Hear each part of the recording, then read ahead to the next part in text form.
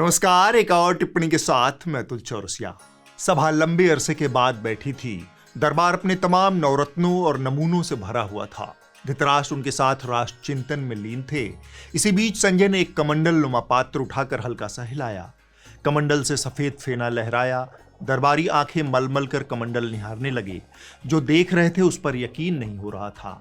उफनते फेन पर एक दरबारी ने संजय की चुटकी ली। महाराज मित्र संजय आपके नाबीना होने का लाभ उठा रहे हैं। दरबार में बियर का कनस्तर उठा लाए हैं। दरबारी की चुहल धृतराष्ट्र को नागवार गुजरी। तमकते हुए उन्होंने पूछा, संजय यह कैसी धृष्टता? दरबार में बियरबाजी और हमें निमंत्रण तक नहीं। संजय सकपका गए। कोहनी तक दोनों हाथ जोड़कर बोले, महाराज दोजख में जाएं जो यह पाप करें। बिना आपकी संगत के सुरापान का लुत्फ ही क्या। यह बियर नहीं महाराज, यह तो पवित्र यमुना का जल है, आचमनी के लिए। धृतराष्ट्र ठिठके। यमुना का जल बियर बन गया? क्या यह डंकापति के विकास का कोई नया मॉडल है? इसके साथ ही दरबार का पर्दा उठ गया।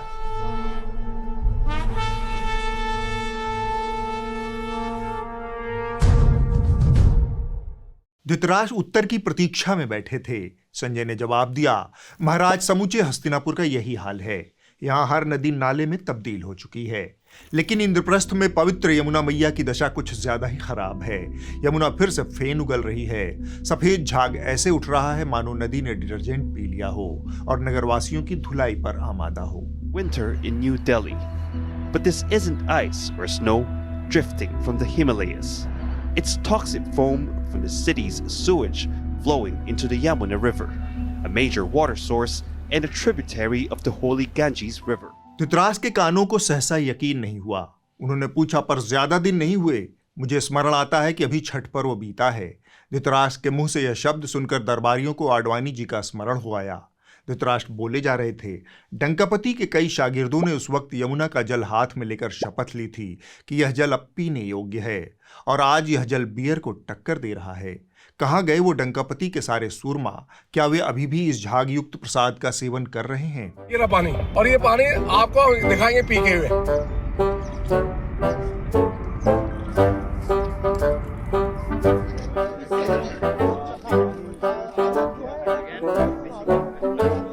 लेकिन ये लोग जो हैं, ये यमुना जी को एक सेकंड नहीं, पूरा पी के दिखाइए। पूरा मेरी मर्जी। अरे पूरा मेरी मर्जी, नाटक की बात है।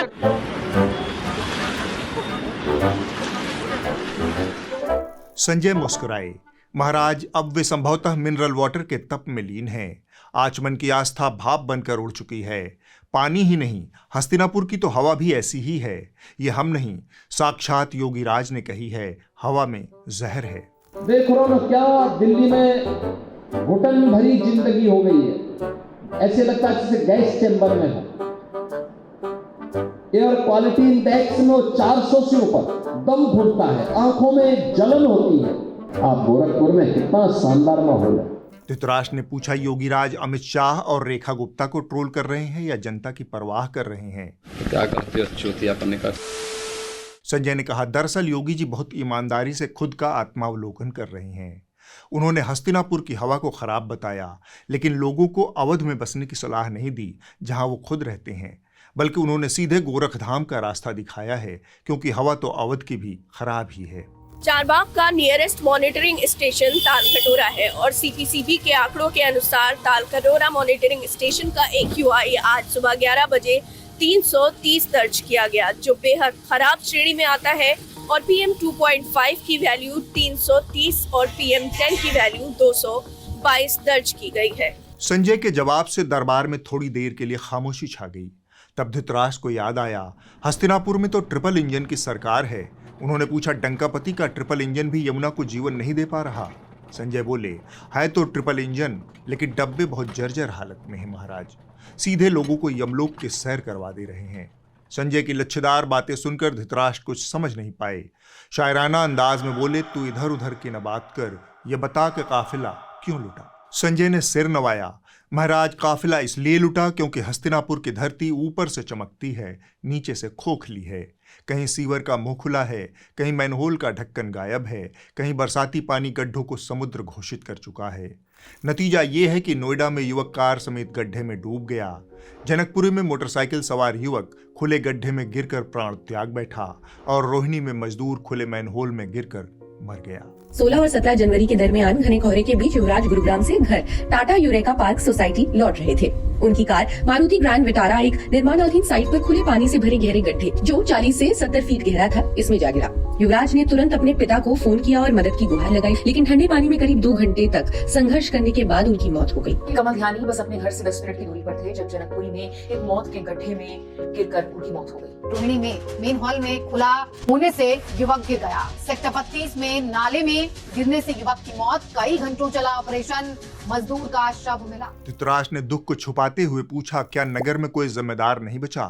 संजय बोले, जिम्मेदार तो है महाराज, पर वे फिलहाल भजन क्लबिंग में व्यस्त हैं। ये कहकर संजय ने एक वृत्तचित्र चला दिया।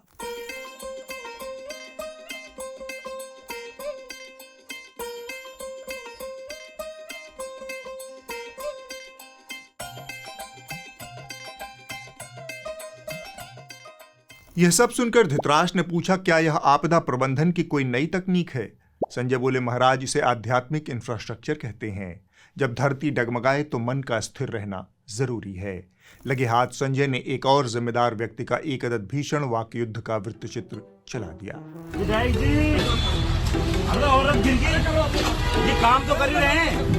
हेलो, अरे हेलो, बात सुनो, देख लो, सुन रहे होंगे आप विधायक जी को किस तरीके से ये बर्ताव कर रहे हैं, एक जनप्रतिनिधि होते हुए किस तरीके से ये बातें कर रहे हैं। एक महिला गड्ढे में गिरी थी, सिर पर गंभीर चोट आई, मगर खुशकिस्मती से वो बच गई।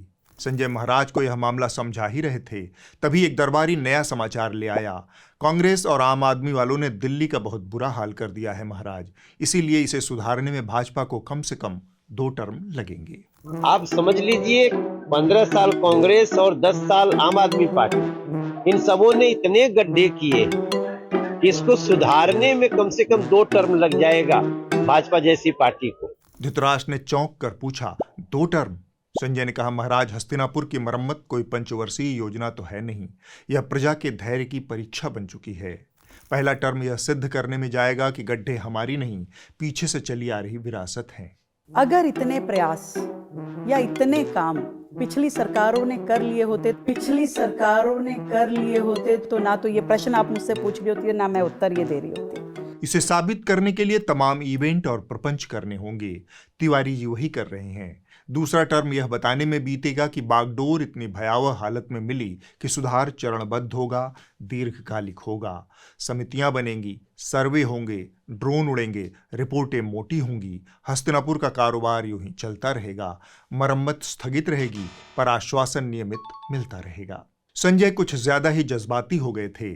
धृतराष्ट्र ने उन्हें बीच में टोक दिया, जब हालात इतने बुरे हैं तब दरबारी मीडिया क्या कर रहा है? संजय ने गहरी सांस ली। महाराज बहुत कुछ कर रहा है। वह खोज रहा है कि 500 साल पहले मर गया बाबर किस लौंडे के साथ इश्क करता था, किसके पीछे मतवाला बना घूम रहा था। बाबर ने अपनी आत्मकथा में लिखा है कि वो बाइसेक्सुअल था। छुट्टियों के दिनों में बाबर ने अपने अंदर एक विचित्र प्रकार के आकर्षण की खोज की थी। मैं बाजार में एक लड़के के लिए पागल हो गया, और उसका यह आकर्षण एक महिला के लिए नहीं बल्कि एक पुरुष के लिए था। बाबर शब्दशः लिखता है कि एक बार वो एक बाजार में एक लड़के के लिए पागल और व्याकुल हो उठा, और इस लड़के का नाम था बाबरी।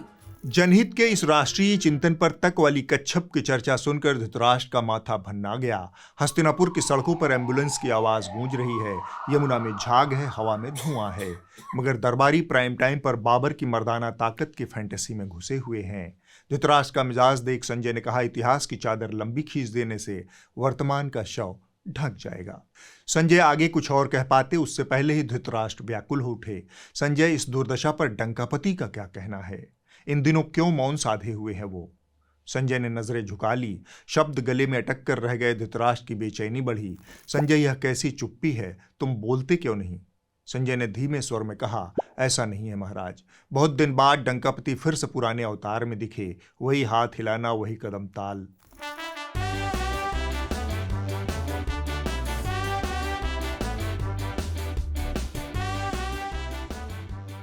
संजय थोड़ा ठिठक गए।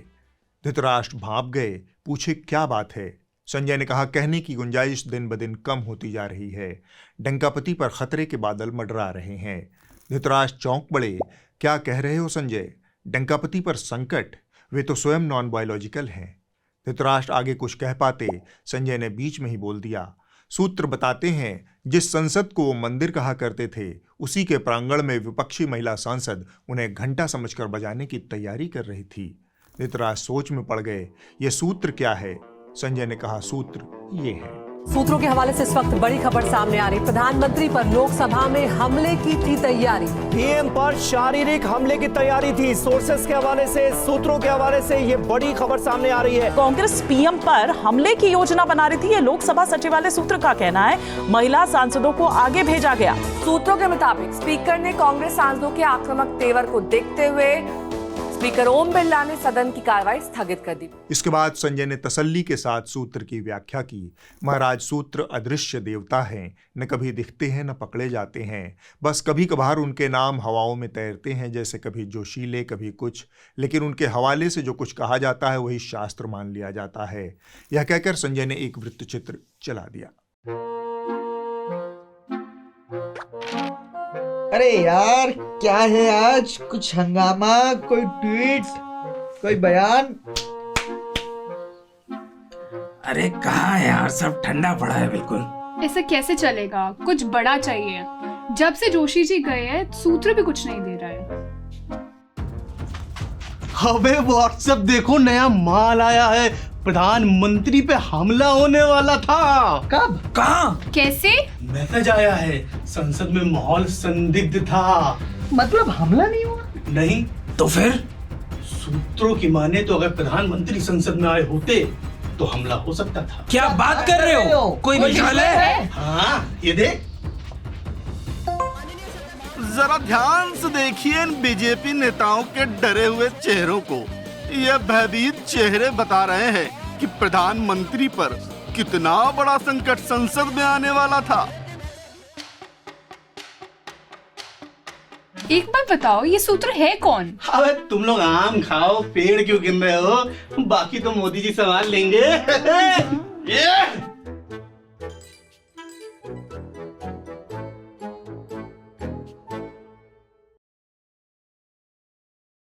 धृतराष्ट्र ने भारी स्वर में पूछा, संजय, यह कैसा युद्ध है जिसमें शस्त्र नहीं शंका चलती है? संजय बोले, महाराज, यह कलयुग का रण क्षेत्र है, यहाँ घटना नहीं संभावना को हमला घोषित कर दिया गया है। धृतराष्ट्र सोच में पड़ गए, मगर संजय जारी रहे, और महाराज, इस रण क्षेत्र में अब चित्र भी तलवार बन चुका है। चित्र? धृतराष्ट्र चौंक कर पूछे।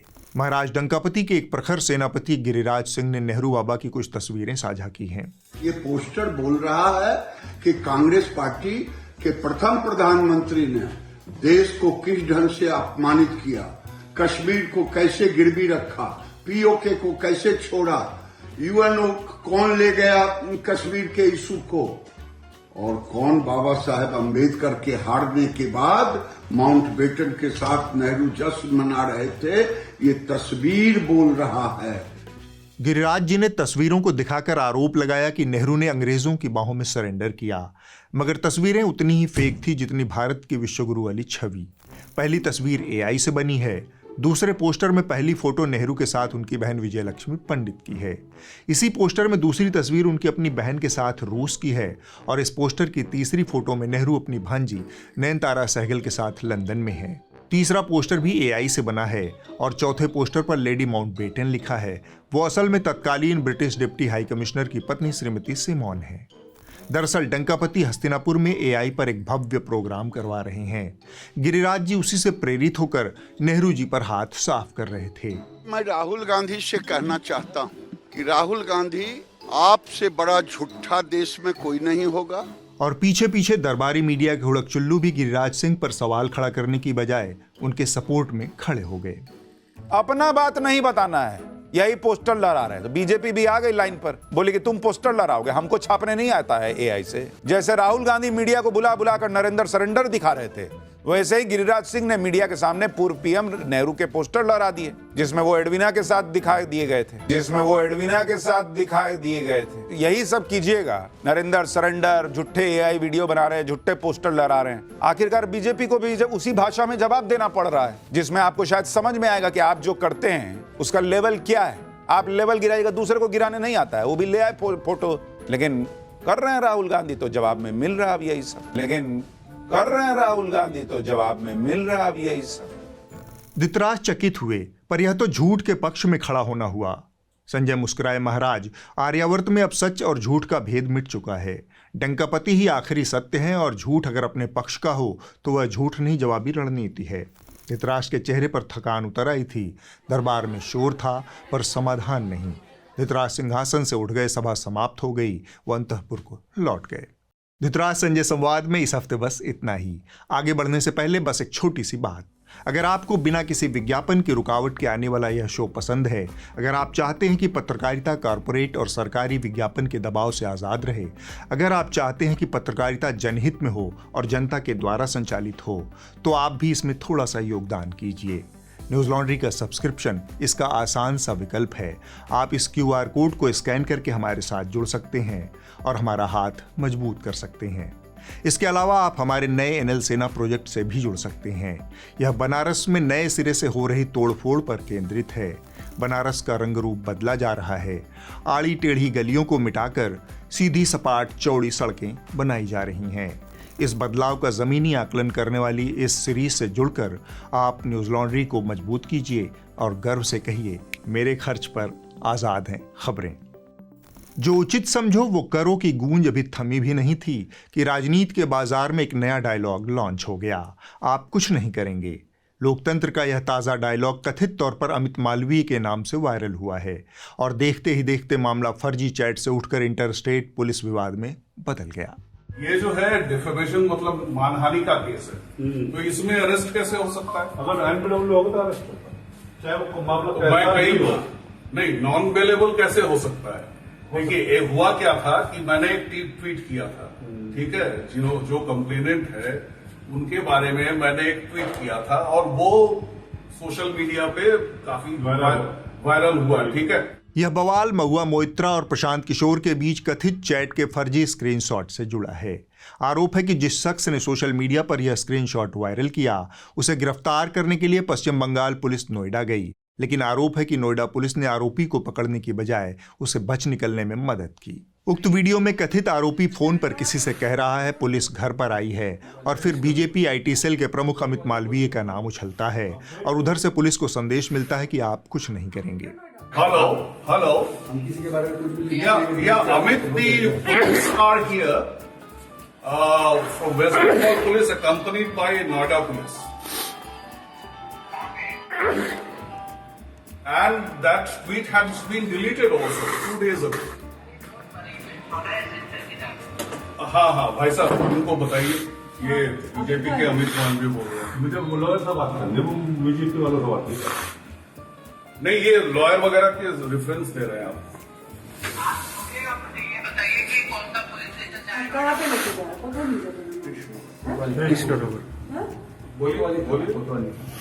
फेज 2 हाँ फेज 2 से है सब।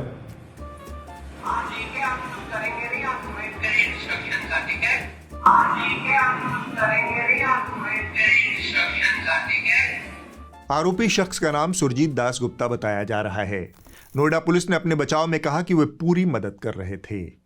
आरोपी सुरजीत दास गुप्ता के पते पर दोनों राज्यों की पुलिस लोटस पनाशे सोसाइटी पहुंची थी, मगर साहब मिले नहीं। पत्नी को नोटिस दे दिया गया, आसपास की तलाशी भी हो गई।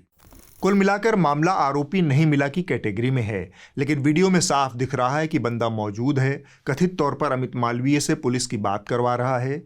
जनता समझ नहीं पा रही कि यह क्राइम थ्रिलर है या कॉमेडी सीरीज। वैसे देश में असली थ्रिलर तो इन दिनों एप्स्टीन फाइल्स को लेकर चल रहा है। जब से कुछ भाजपा नेताओं के नाम कथित तौर पर इन दस्तावेजों से जोड़कर दिखाए गए हैं, विपक्ष लगातार हमलावर है और जवाब मांग रहा है। इसी बीच कुछ यूट्यूब वालों ने इस पूरे मामले को हॉलीवुड थ्रिलर और हॉरर बना दिया। आज तक वालों का एक YouTube चैनल तो पूरे मामले को जुगुप्सा और कल्पना के अलग ही लेवल पर ले गया। इसका दावा है कि एप्स्टीन और उसके साथी छोटी बच्चियों की अतड़ियां खा जाते थे। जो अमीर लोग जो होते हैं वो अपनी महंगी महंगी बोट्स में समंदर पर छुट्टियां मनाने जाते हैं। वहां पर जेफरी एप्स्टीन की एक विक्टिम ने दावा किया कि एक छोटी बच्ची को काटा गया। उसके काटने के बाद उसकी जो अतड़ियां थी उसे बाहर निकाला गया, उसे भी खाया गया और यहां तक कि अतड़ियों में फंसा इंसानी मल को भी निचोड़ कर जेफरी एप्स्टीन और उसके साथियों ने खाया भी है। क्या यह हकीकत है? फैक्ट चेक वेबसाइट स्नॉप्स के मुताबिक एप्स्टीन फाइलों में कैनिबलिज्म जैसे शब्द जरूर दर्ज हैं, लेकिन वे सिर्फ आरोपों, अफवाहों या फिर लोगों के दावों के तौर पर मौजूद हैं। इन बातों को न तो अदालत में साबित किया गया और न ही इनके समर्थन में कोई ठोस सबूत मिला। सीधी भाषा में कहें तो शब्द फाइल में दिख रहा है, पर यह साबित नहीं हुआ कि जेफरी एप्स्टीन या उसके साथी बच्चों को खाने जैसा कोई अपराध करते थे। एप्स्टीन पर नाबालिग लड़कियों के यौन शोषण और तस्करी जैसे गंभीर आरोप साबित हुए थे और वह इसी से जुड़े मामलों में गिरफ्तार भी हुआ था। उनका केस पहले से ही इतना भयावह है कि उसमें और मसाला डालने की जरूरत नहीं है, लेकिन टीआरपी का गणित ऐसा है कि सच से ज्यादा डर दिखाना फायदेमंद होता है। अब आप इस हफ्ते की रिपोर्ट देख लीजिए। जो कही जा रही थी बातें कि अंदर में भी सोशल डिस्टेंसिंग। इस हफ्ते की report Sharad Sharma on ground से है। दिल्ली की रेखा गुप्ता सरकार के एक फैसले ने राजधानी के करीब 5000 बस कंडक्टरों के सामने रोजी रोटी का संकट खड़ा कर दिया है। Delhi integrated multi modal transit system के तहत चल रही क्लस्टर बसों को अब डीटीसी के हवाले करने का निर्णय लिया गया है। इसके साथ ही ठेके पर काम कर रही कंपनी का कॉन्ट्रैक्ट खत्म कर दिया गया।